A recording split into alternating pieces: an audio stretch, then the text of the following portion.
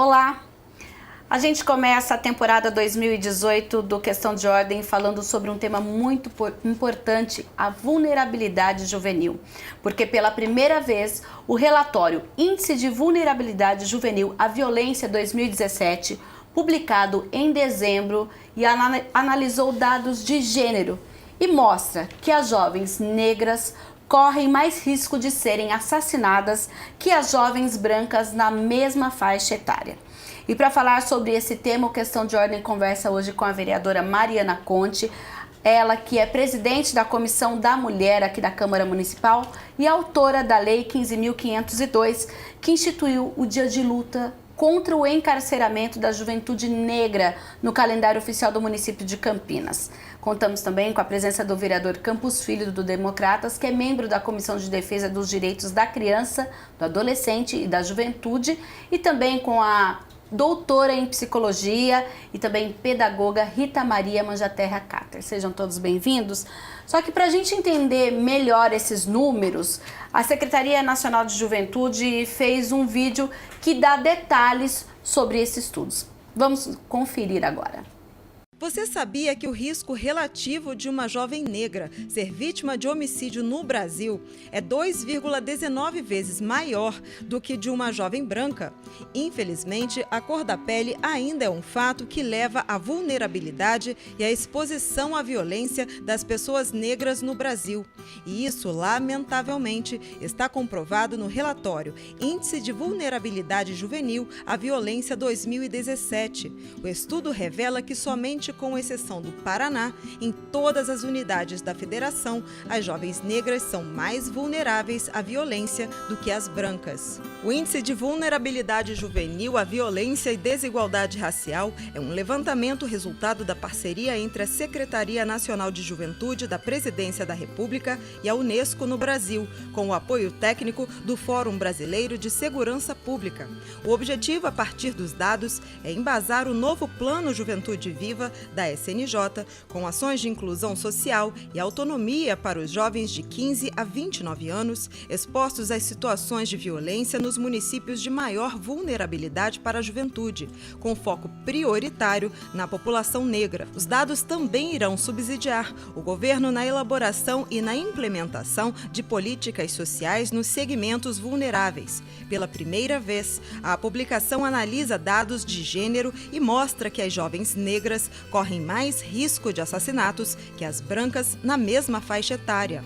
A nova versão do Índice de Vulnerabilidade Juvenil traz dados semelhantes à versão atual, que revelou que os jovens negros são as principais vítimas e estão em situação de maior vulnerabilidade à violência no Brasil. Essa edição manteve os dois índices da edição de 2014, o IVJ Violência nos Municípios e o IVJ Violência e Desigualdade Racial das Unidades Federativas, e incluiu uma análise sobre desigualdade entre jovens mulheres brancas e negras. O IVJ Violência nos Municípios traz indicadores de mortalidade por homicídios, mortalidade por acidentes de trânsito, de frequência à escola e situação de emprego, de pobreza e desigualdade. Já o IVJ Violência e Desigualdade Racial analisa a situação de vulnerabilidade para as 27 unidades da federação, com base nos mesmos indicadores utilizados no município, e acrescenta o componente de desigualdade racial. De forma inédita, desta vez foram incluídos dados e análises referentes ao risco de uma jovem negra ser vítima de homicídio em comparação com uma jovem branca. O universo de análise são os municípios com mais de 100 mil habitantes. O relatório de 2017 foi feito com indicadores de 304 municípios. A partir do resultado do IVJ, o que se quer também é sensibilizar sobre o peso do racismo no quadro de violência e letalidade no país. No Brasil, 23 mil jovens negros são mortos por ano, segundo o Mapa da Violência. O estudo mostra que no topo da desigualdade racial e de gênero entre as taxas de homicídio estão os estados dados do Rio Grande do Norte, onde as jovens negras têm 8,11 mais chances de serem assassinadas em relação às brancas, seguido do Amazonas e da Paraíba. No Maranhão e em Tocantins, as diferenças de risco de uma jovem negra e de uma jovem branca sofrer homicídio são as menores registradas no estudo. O Paraná é o único estado da federação onde as mulheres jovens brancas correm mais risco de serem assassinadas do que as negras. Os dados de homicídios foram obtidos no Sistema de Informações de Mortalidade do Ministério da Saúde, ano base 2015, e demonstram que estados das regiões Norte e Nordeste apresentam taxas de vitimização bastante superiores à média nacional, com a desigualdade entre jovens negros e brancos se mostrando mais evidente. A maior discrepância na taxa de mortalidade por homicídio foi verificada no Nordeste, enquanto a taxa de jovens brancos vítimas de homicídio foi de 27,1 por 100 mil, a de jovens negros foi de 115,7 por 100 mil, ou seja, 4 vezes maior. O IVJ Violência e Desigualdade Racial é medido para as unidades federativas e pode variar de 0, que corresponde a nenhuma vulnerabilidade, até 1, máxima vulnerabilidade. Os 3 estados de maior vulnerabilidade para os jovens são Alagoas, Ceará e Pará. Santa Catarina, São Paulo e Rio Grande do Sul são os estados com menor vulnerabilidade. Chama a atenção a posição do Distrito Federal no ranking, 4º estado com menor vulnerabilidade, mas com risco relativo de homicídio entre jovens negros e brancos, no valor de 3,37. Mesmo que a violência seja baixa, ela incide seletivamente nos jovens negros.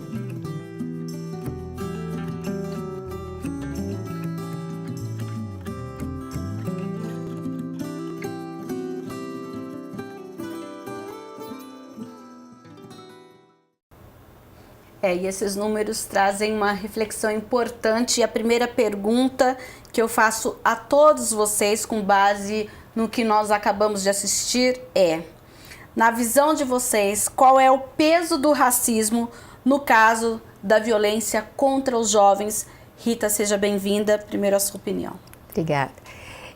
Bom, as pesquisas deixam claro, mas absolutamente... Sem a menor sombra de dúvida, a questão do racismo no nosso país, presente no nosso país.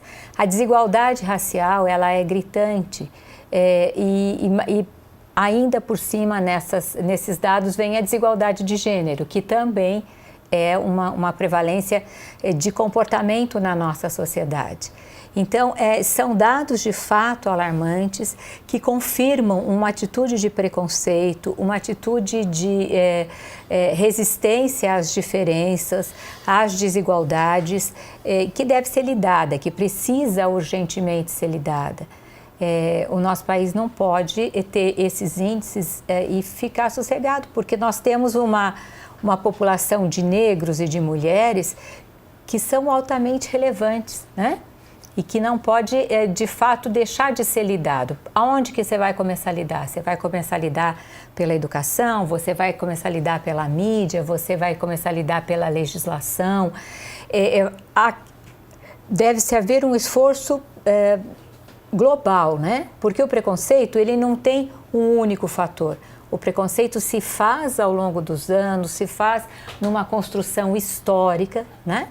Então, você vê que existe uma construção histórica no nosso país que discrimina a etnia, que discrimina o gênero. E isso aí precisa ser desconstruído a partir de ações bastante relevantes e bastante diversificadas, né? Sim. Porque isso não se estabelece do dia para a noite. O que a gente acha imperdoável é que neste momento, nesse século, ainda tenha aqui no Brasil uma população que foi construída por negros, né, que ainda tenha esse tipo de preconceito. Sofre a adolescente, sofre a mulher, as diferenças, elas têm uma certa aversão, elas têm um preconceito muito grande. Então, esse trabalho deve ser uma construção mesmo, sabe? Onde não se coloque apenas essa questão da desigualdade racial, mas a desigualdade da diferença. Sim. A aceitação do diferente. A aceitação do diferente que não é desigual, ele é só diferente, como todos somos. Tá certo. Né? Então agora a gente vai ouvir então a vereadora Mariana Conte, que é presidente da Comissão da Mulher aqui da Câmara e que no ano passado teve uma lei de sua autoria sancionada na cidade, que fala justamente desse jovem negro, que é o dia de luta contra o encarceramento da juventude no dia 20 de junho. Vereadora, que análise dá para fazer então desses números? Olha, esses números são muito preocupantes, mas eu acho muito oportuno que isso venha, né? Eu gostaria de parabenizar a TV pelo vídeo extremamente importante que foi colocado e por esses dados. Eu acho que esses dados precisam ser publicizados, porque os dados escancaram uma realidade que é necessário que o poder público atue. A gente precisa intervir nesses dados. O Brasil ele teve mais de 300 anos de escravidão. Então, a nossa história é marcada pelo patriarcado e pela escravidão. Isso ainda não foi solucionado. A gente precisa de políticas públicas que façam reparo histórico com essa situação que a gente vê, os índices de mortalidade, os índices de violência, eles são consequências desse processo histórico, como a doutora Rita estava falando.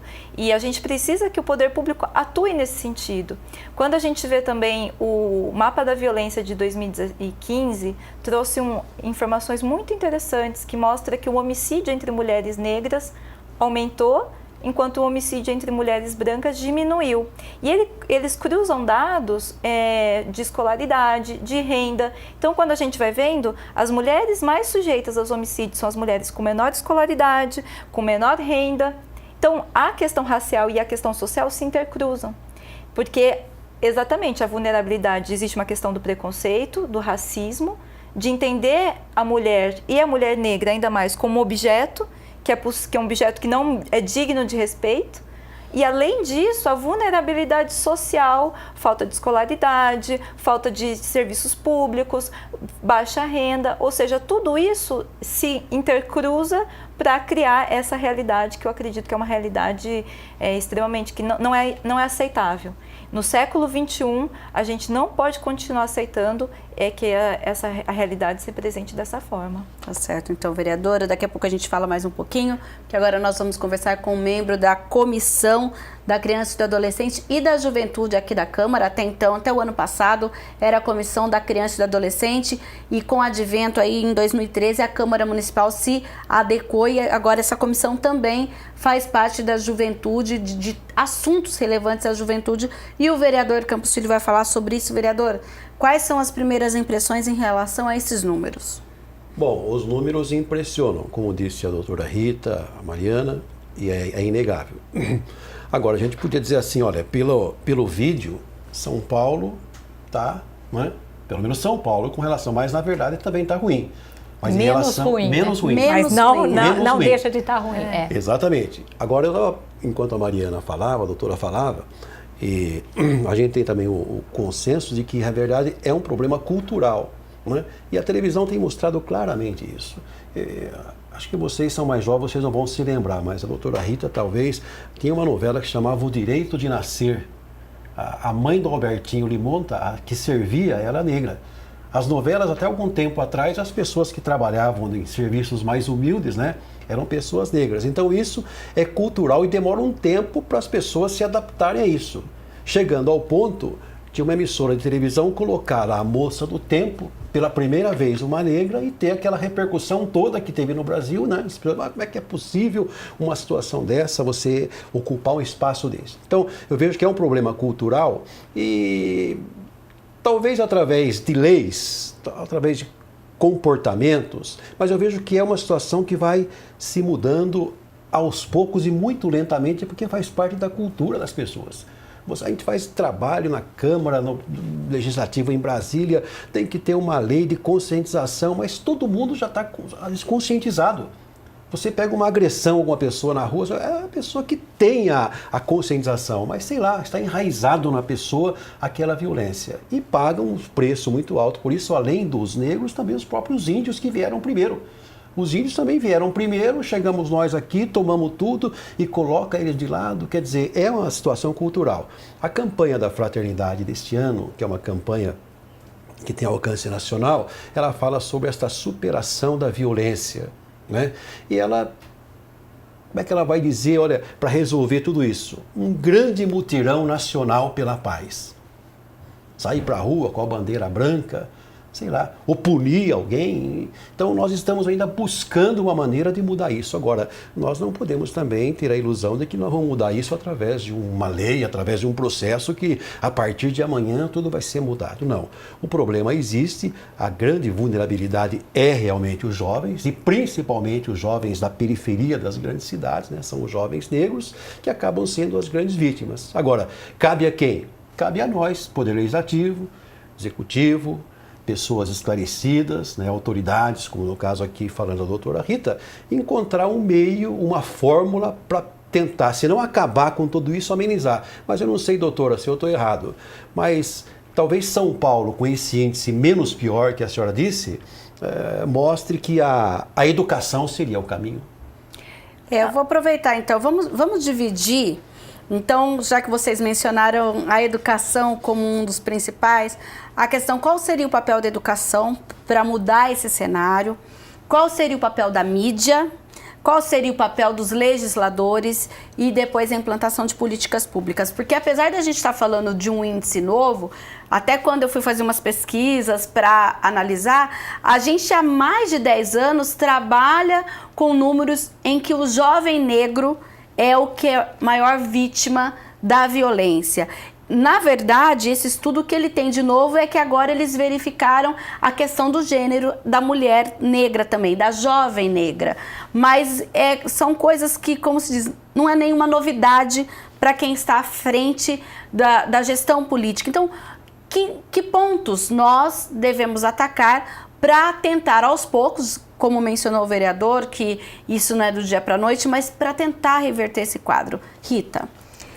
Então, eu não vejo com tranquilidade o quadro de São Paulo, né? De fato, se houvesse um único jovem sendo perdido pelo preconceito, seria preocupante, mas nós estamos falando de milhões. Eu acho sim, a educação é um caminho, sempre é um caminho a educação, né? Mas a educação sozinha, ela não dá conta, ela precisa de políticas sociais que consigam colocar esse jovem negro no caminho da educação, no caminho do progresso, sabe? A questão das cotas, tudo bem, é uma política que vai dar conta de ajudar, mas a formação do professor para poder fazer com que a sala lide com essa diferença. Hoje é a mulher, amanhã essa questão de gênero transcende aí para o homossexual.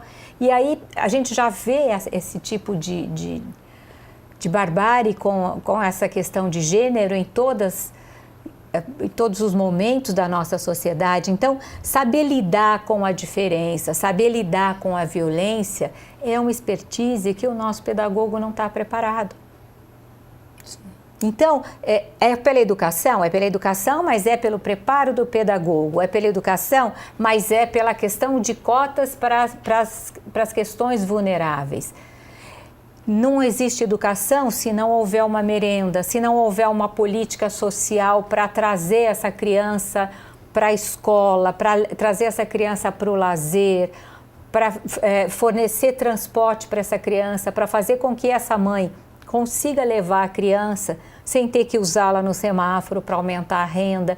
Então, é um conjunto de fatores, né? Claro que a mídia vai ajudar a naturalizar essa coisa, como o vereador disse, um protagonista negro é muito difícil nas novelas, mas ele já começa a aparecer um pouquinho por causa de alguns movimentos de Lázaro Ramos, sabe, algumas questões assim mais especificamente com relação às redes sociais, que elas estão aí para fazer esse debate ferver mais, independentemente de qualquer viés editorial, de qualquer emissora de TV ou rádio, jornal. A gente tem as redes sociais, que essas não têm comprometimento editorial. Existe sim algum movimento, algum incômodo, mas ele é muito pouco. Ele é nada para a mãe daquela criança que morreu por conta da vulnerabilidade. ele é nenhum, né, para uma sociedade que carrega essa vergonha de ter esses números, essa estatística. O poder público tem que pensar nisso, a educação tem que pensar nisso, a assistência social tem que pensar nisso, a saúde tem que pensar nisso. Eu faço parte de uma comissão técnica de saúde e da comunidade negra, e os números, sabe, assim, das doenças específicas de negros que não são atendidas por nenhuma política de saúde, são alarmantes também, né? Então, pensar com foco nessa desigualdade, que hoje é o negro, mas amanhã vai estar chegando o imigrante aqui, a questão de gênero prevalece. Então, vamos olhar essas desigualdades sociais e tentar uma base para essas desigualdades. Eu não acho que dá para a gente colocar numa caixinha assim, a caixinha da educação, a caixinha da saúde, a caixinha... Não, isso é um todo. Essa criança que vai para a escola, ela precisa de comida dentro de casa, ela precisa de trabalho para o pai dela, senão o pai vai estar na cadeia. Ela precisa de uma série de questões de políticas sociais. Porque quando a gente olha os números, os dados interligados falam justamente dessa questão da violência relacionados, frequência à escola, situação de emprego, pobreza no município e desigualdade. Então, esses números, a questão social, como a senhora disse lá no início, ela é bem comparada, ela anda junto, na verdade, com a questão racial. A gente pode dizer isso. Com certeza, podemos dizer isso. Eu acredito que existe a desigualdade, ela se apresenta em todos os espaços. Então, por exemplo, no município de Campinas também é desigual. É desigual um jovem negro que mora no centro da cidade, um jovem que mora no Ouro Verde, que mora no Campo Grande, porque as desigualdades elas se manifestam. No estado de São Paulo é desigual em relação ao Nordeste, mas também dentro do estado de São Paulo existem desigualdades. Existem regiões mais pobres, regiões em que o índice de desenvolvimento humano é menor, com certeza a violência é maior. E eu acho que é importante a gente entender isso, né? Pensar que o índice de desenvolvimento humano ele é fundamental para combater a violência, porque uma realidade complexa exige políticas integradas. Nisso eu concordo plenamente com a doutora Rita. São um conjunto de políticas, de ações que podem e devem ser tomadas para a gente diminuir e a gente erradicar esse tipo de violência e a vulnerabilidade. Então, é política de promoção de emprego, de distribuição de renda, de educação, de saúde, urbanização, de assistência social, uma série de políticas que são necessárias, integradas, para que a gente possa erradicar essa situação. Eu acho curioso porque a Unicamp, a Universidade Estadual de Campinas, recentemente aprovou cotas raciais. E eu achei muito interessante o processo, porque foi uma movimentação dos estudantes, um processo de luta dos estudantes, e trouxe à tona, por exemplo, a ausência de negros dentro da universidade, ela compromete inclusive a própria pesquisa. Então, muitas doenças que são específicas, por exemplo, um tipo de anemia, que são específicas da população negra, elas não têm espaço dentro da própria pesquisa acadêmica. E a universidade abrir espaço para fazer uma política de incentivo da entrada da população negra dentro da universidade, está desenvolvendo pesquisas riquíssimas. Isso contribui para o conhecimento. Eu também faço parte aqui de uma comissão de estudos que está discutindo a implementação da lei que coloca o ensino da história da África nos currículos.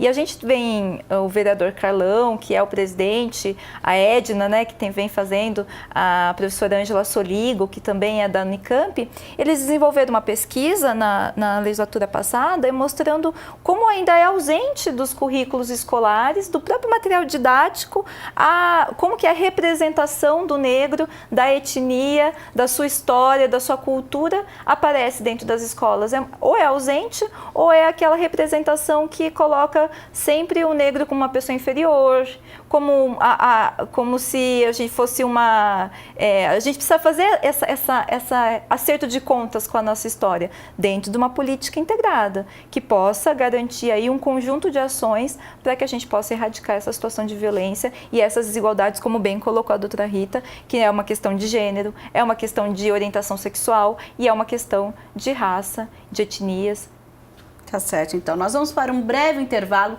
e na sequência o Questão de Ordem está de volta para discutir esse tema tão importante aqui para o Brasil e para a nossa cidade também.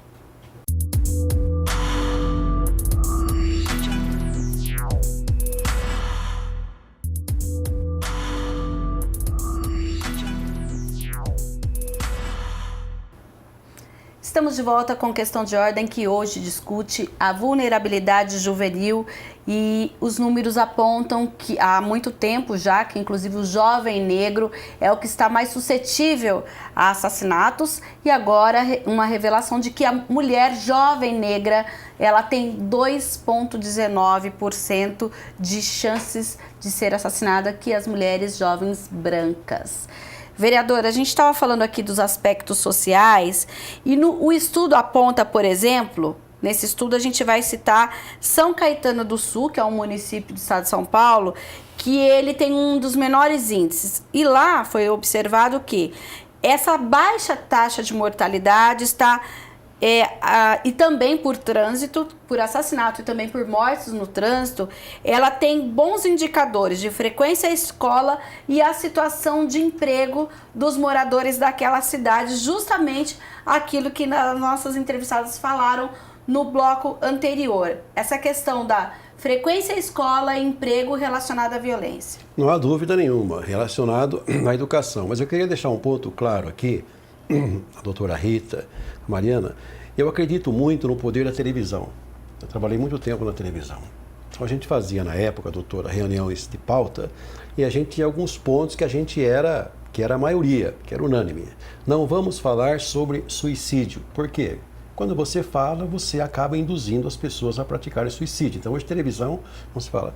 Na nossa época nós falávamos assim, nós não vamos falar de crianças viciadas em drogas, em maconha. Naquela época a gente nem tinha crack.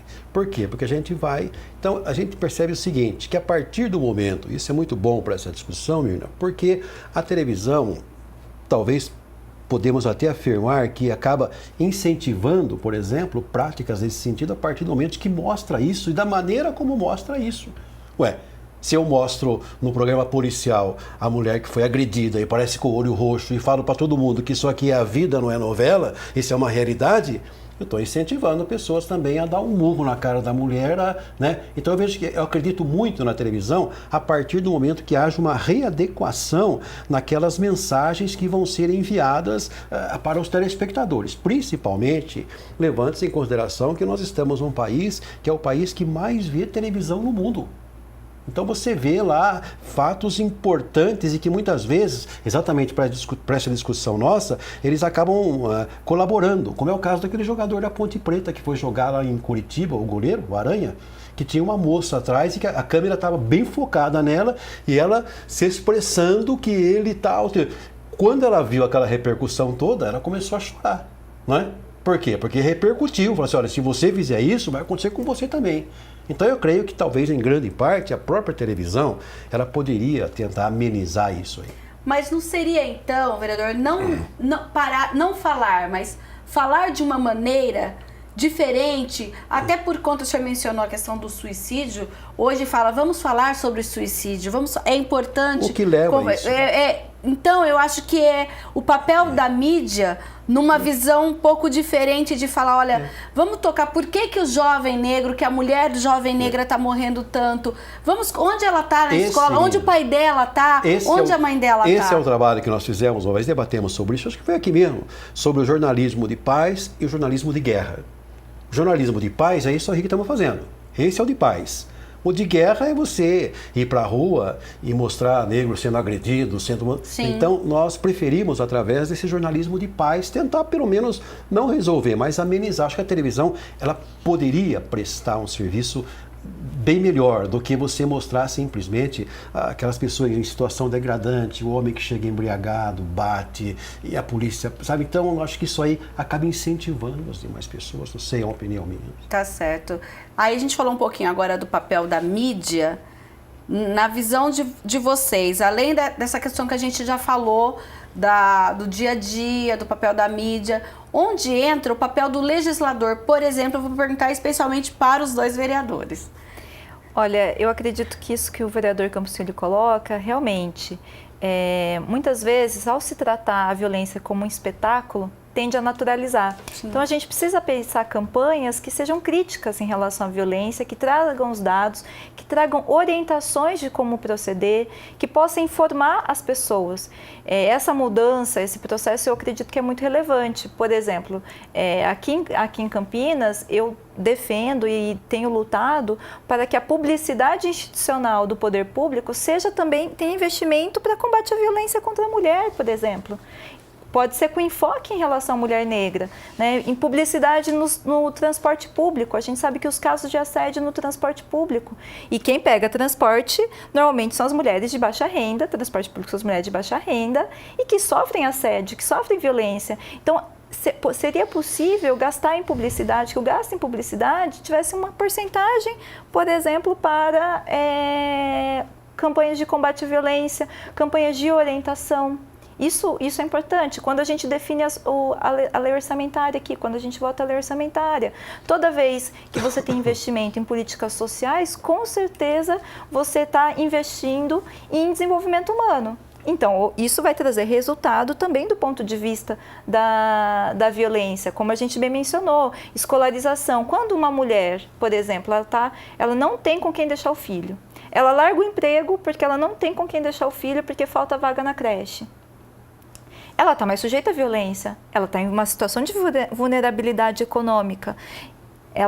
Muitas vezes ela continua um relacionamento porque ela não tem como pagar o aluguel. E aquela criança também vai estar submetida, aquela criança, aquele jovem também vai estar submetido, porque a violência contra a mulher normalmente é acompanhada da violência contra a criança ou contra o jovem. Porque, né, a criança vive dentro de casa, seja violência física ou violência psicológica. Ou seja, toda vez...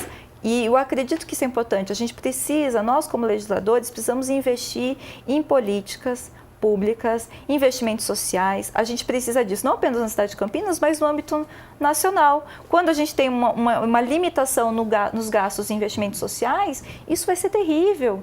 Isso vai ser terrível e pode implicar, espero que não, mas infelizmente existe aí uma preocupação que isso implique inclusive no aumento dos dados de violência. É possível que daqui a alguns anos, esse projeto de lei que limitou 10 anos, é possível que daqui a alguns anos a gente tenha, inclusive, esses dados ainda maiores, dados de violência, de encarceramento, ainda maior, porque toda vez que falta política social, aumenta a violência, isso agrava a situação de violência. Então, eu acredito que nós, enquanto legisladores, enquanto vereadores, nós temos que fazer um combate aqui, usar a tribuna, pensar em emendas, projetos. Eu apresentei essa emenda na lei orçamentária, infelizmente foi rejeitada, apresentei inúmeras emendas na lei orçamentária e vou continuar batalhando e lutando para que a gente tenha investimentos públicos, que é responsabilidade da prefeitura, que é responsabilidade do poder executivo, que possa fazer esses investimentos, porque isso é fundamental para combater a violência. Eu entendo também assim, viu, Mirna, a fala da Mariana, que nós temos como iniciativa nossa aqui de despertar as pessoas, fazer com que elas saiam daquela consciência que nós chamamos consciência vulgar, né? Eu disse há pouco que o Brasil é o país que mais vê televisão do mundo e as pessoas que mais leem são as pessoas que leem só manchetes. Então torna-se muito vulgar. Pode ver, a pessoa lê a manchete e tal, e não se inteira disso. Eu acho que a partir do momento que há essa conscientização, esse despertar através do poder legislativo, as pessoas vão mergulhar naquele assunto. Eu acho que a grande dificuldade nossa hoje é a generalidade. Isso é uma característica latina. As pessoas generalizam tudo. Porque matou tem que morrer, bateu tem que apanhar, todo político é ladrão, tudo é corrupto. Então a gente começa a generalizar, esse que é o perigo da democracia. Sim. Então nós entendemos que através desse posicionamento que a Mariana fala, consciente do vereador, é sair da consciência vulgar das pessoas e ir para a consciência possível. Mas eu creio que estamos dando um avanço, não um avanço tão grande. Por exemplo, a Mariana gosta muito de falar sobre isso. Até o ano passado, nós não tínhamos, por exemplo, catalogados o feminicídio, né? Então era colocado como um homicídio. Já deu um passinho de criancinha, mas deu, que esse ano já a situação já tem lá. Você vai pegar hoje, por exemplo, o boletim, você vê de janeiro a fevereiro, tantos feminicídios. Já é um caminhar, mas é muito lento. Mas falta a tal da conscientização. A conscientização, ninguém conscientiza ninguém. Nós podemos fazer um trabalho que possa despertar as pessoas, mas ela vem de dentro para fora. A pessoa descobre que só vai mudar a situação se ela mudar o seu comportamento. Sim, agora falando em mudança de situação, Rita, a gente já falou sobre termos culturais, a responsabilidade do legislativo. Quais são os caminhos para a gente começar a fazer algo e qual seria então, nesse contexto, a responsabilidade da sociedade civil e a responsabilidade dos gestores? Então, eu acredito que, como a vereadora Mariana estava colocando, campanhas educativas, e aí a aprovação de verba para campanhas educativas, conscientizando um pouco essa questão do preconceito, sabe? Trabalhando, usando a mídia nesse sentido.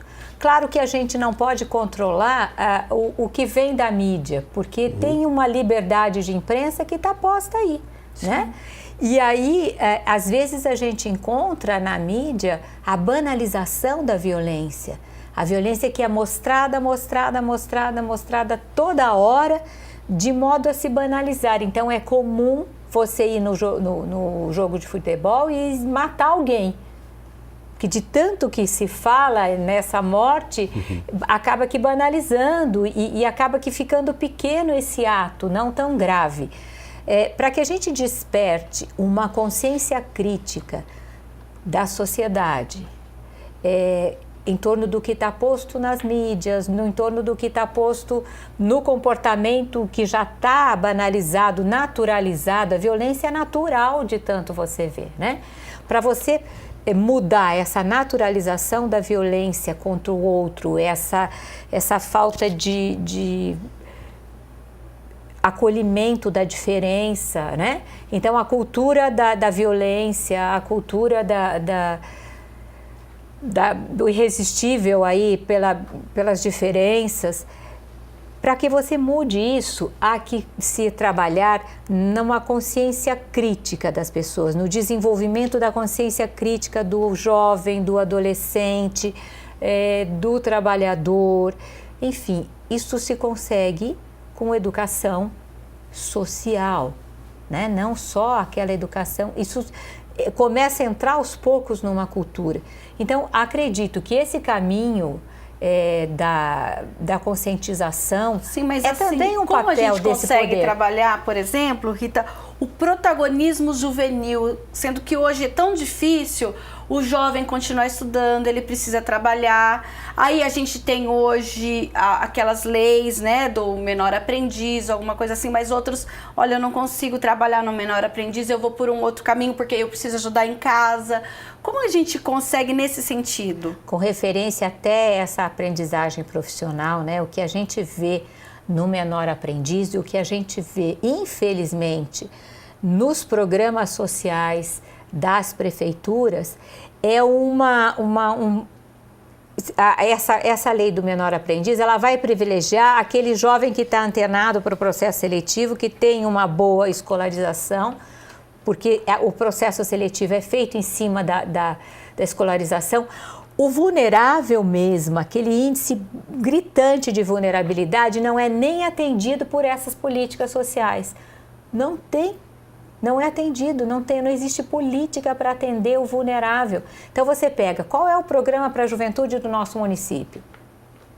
O que eu faço para entrar nesses programas para a juventude? A gente qual teve é o critério aí, por exemplo, de ano passado aqui no município, vou citar o Juventude Conectada, por exemplo, que nós tivemos aí provas, né? E nós tivemos milhares de jovens fazendo essa prova e a gente tinha 200 vagas e a gente vê que, assim, é muita gente atrás de programas que nós temos, muitos jovens com essa expectativa e justamente só aqueles que têm uma boa escolaridade uma elite que consegue passar. Então não é para o vulnerável. Mas aí você fala aquela questão cultural antiga, não, é um esforço próprio. É esforço próprio ou não? Não é o esforço próprio, é a oportunidade que está dada. Sabe, se essa família não tem a menor condição nem de saber desses programas sociais, se existe desemprego, se existe violência, se existe a questão do narcotráfico, se essa criança já nasceu, já é posta lá para ajudar na renda da família através do narcotráfico. Essa criança, ela vai acabar numa Fundação Casa. Ela não vai acabar numa Juventude Conectada. Aí, se ela sai da Fundação Casa, ela também não é aceita por um programa de aprendizagem profissional, porque são todos seletivos. De uma forma ou de outra, são seletivos. E eu digo isso para vocês com absoluto conhecimento de causa. Essa Juventude Conectada antigamente tinha lá o nome de Jovem.com e eu tive a oportunidade de participar dessas questões do Jovem.com e existe então uma tendência a se privilegiar aquele que vai bem na escola. Aquele que vai bem na escola não precisa tanto quanto aquele que nem chega na escola. Então, falta política pública para a vulnerabilidade do jovem. Mas então, qual é a saída? É bem antes, então, do jovem ter essa oportunidade de participar, como você disse, de processos seletivos como esse. Então, começa então na educação básica? Claro, quem é que passa nesse processo seletivo? Quem foi à escola, quem tem uma família estruturada para poder levá-lo. Porque é o que você falou, tem 200 vagas para não sei quantos candidatos. Qual foi o critério do processo seletivo? Foi o mais vulnerável? Foi o mais pobre? Foi o que não sabia ler nem escrever? Tinha que passar na prova, quem acertou mais na prova. Então, não foi a vulnerabilidade. Você percebe? O meu conceito de vulnerabilidade é aquele adolescente que não teve escola, que não sabe ler, que está na droga. Mas então o que a gente precisa mudar lá no início, digamos assim, para que esse jovem também tenha a oportunidade, até por conta de que aí entra a questão da sociedade, isso, no meu ver, de que ela acaba também fazendo esse processo seletivo, de que ela não quer, por exemplo, um menor aprendiz que tem algum tipo de problema com droga. Que é egresso de um sistema que não sabe ler e escrever, porque ela não precisa que, por exemplo, ele saiba o mínimo de português e matemática. Como fazer com tudo isso, gente? Olha, eu acredito que a colocação da doutora Rita foi perfeita, porque toda vez que você seleciona, você exclui. A seleção meritocrática, ela exclui aquele que está mais vulnerável.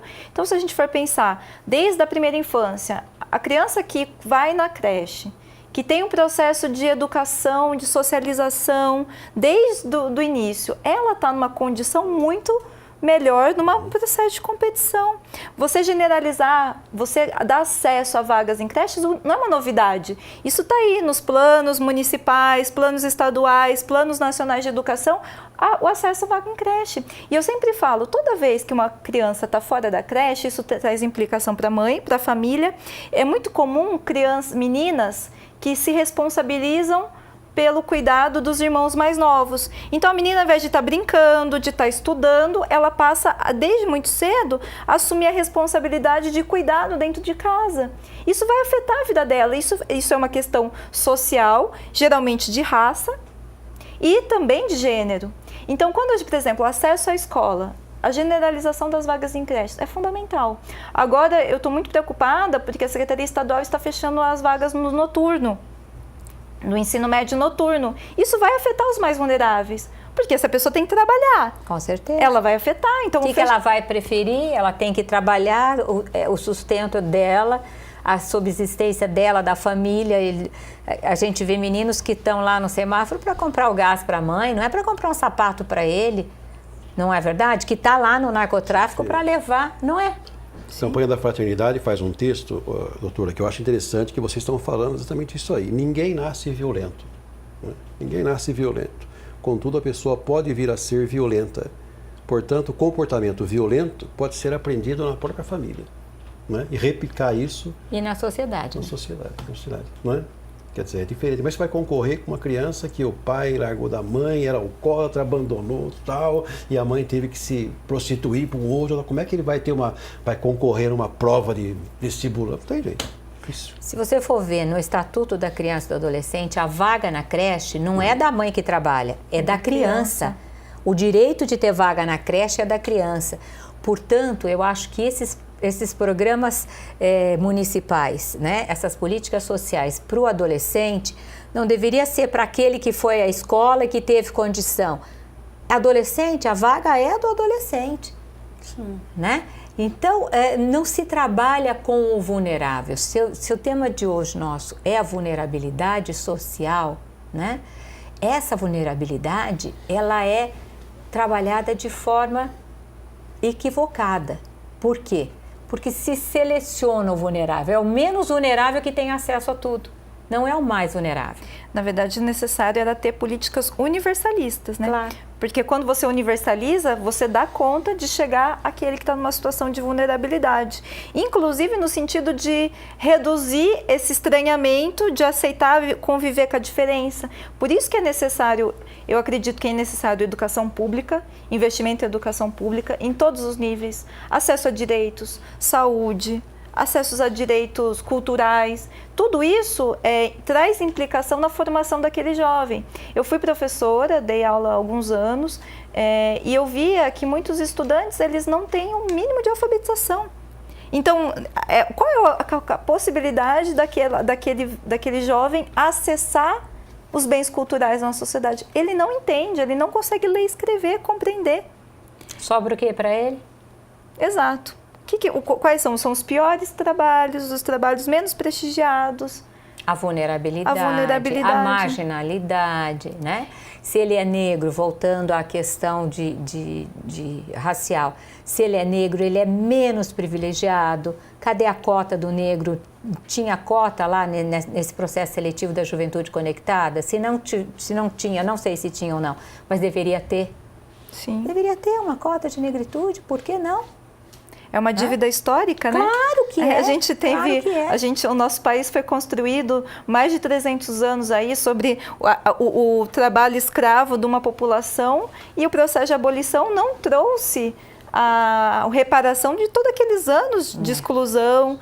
Então isso desemboca tudo agora ali na sociedade, na violência que nós estamos vivendo. Sim. E que chega-se ao ponto de querer se aplicar a chamada lei de Talião, né? Então não tem todo esse retrospecto de quando era criança, era adolescente e tal. O que se tem hoje matou, tem que morrer. Roubou, então não tem essa consciência de todo mundo. A própria questão da maioridade penal. Sim, que muitos pedem que seja Que é um reduzido. absurdo. Que é um absurdo, né? Do ponto de vista da psicologia, o nosso Conselho de Psicologia condena, né? Mas tá aí, então vamos resolver. Vamos resolver prendendo mais cedo. Isso não é... O que agrava o problema, não né? é solução nenhuma. Agrava, você pensa, isso que muitas vezes essas políticas espetáculo, que na verdade trabalha com o senso comum e cria um espetáculo para dar uma impressão que está resolvendo. Mas você agrava o problema. Né? O encarceramento, eu fiz o projeto de lei, foi aprovado. Por quê? Porque a gente teve um salto enorme nos índices de encarceramento. No Brasil, nos últimos 10 anos, saltou de 200 mil para 700 mil encarcerados. O número de mulheres encarceradas subiu mais de 200%. Isso resolveu o problema da violência, do narcotráfico? Muito pelo contrário, agravou as situações dos presídios, que incentiva o jovem por uma questão de dependência química ou por uma questão de sobrevivência lá dentro, a aderir a uma facção organizada. O índice da violência de morte dos jovens pelos agentes públicos, sobretudo a violência policial, a própria violência que os policiais sofrem nessas operações, são operações espetaculosas que aparentemente geram resultado, mas que eles só agravam a situação de violência porque eles não vão na raiz do problema. E onde morre mais? Quem morre mais? O negro. O negro. Gente, infelizmente o nosso tempo acabou, a produção já me avisou que nós temos que terminar. Uma discussão que a gente sabe que não acaba aqui, que ainda há muito o que fazer, há muito o que se refletir para a gente chegar num caminho, no início de reverter esse processo. Eu agradeço a participação de vocês. O Questão de Ordem fica por aqui, até uma próxima oportunidade. E se você não assistiu o nosso programa por inteiro, pode acessar o youtube.com/TV Câmara Campinas e assistir não apenas essa discussão, quanto tantos outros debates. Até um próximo Questão de Ordem.